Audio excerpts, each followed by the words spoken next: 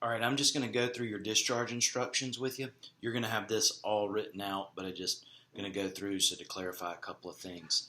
Number one, I've included the clinic phone number and the office hours, but I've also included my personal cell phone number. So if it's in the evenings or on the weekends and you need to get in touch with me or you're having an issue, please call me on my cell phone, text me. Feel free to access that at any point in time. So we're going to limit activity for the next 10 weeks total. But for the next 6 weeks, things will pretty much be the same. I don't want any running, any jumping, any rough play. Now, because of his particular procedure, we've put on this soft cast bandage that covers his leg. So for the next 2 weeks, I just want you to go out, use the bathroom, walk around for about 5 minutes. The slower we make him walk with the leash, the more he's going to be using his leg. Now, when we put this soft cast on in this situation, they typically want to kind of wing the leg out to the back for the first couple of days. But the slower we make him walk, the more normal his mechanics will be, and he'll start bringing his foot underneath him the way that it should be. Now, there's a skin incision, but you're not going to be able to see it because the bandage covers it up. But there's no sutures, and what we'll do is we'll see you back in 2 weeks. We'll take his bandage off, and we'll talk about a walking program.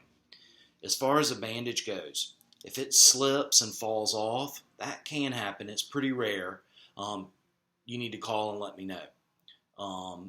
But more commonly, I don't want it getting wet when he goes outside.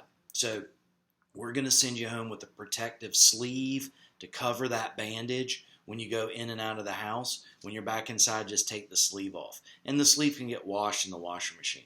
Now, if you notice all of a sudden he's chewing at the bandage or there's an odor, that necessitates a call to us, okay? He's also coming home with an e-collar, so he's not licking and chewing on his bandage. We'll schedule his x-ray appointment at 6 weeks when we see you back in 2 weeks to take his bandage off. Medication-wise, we've got 3.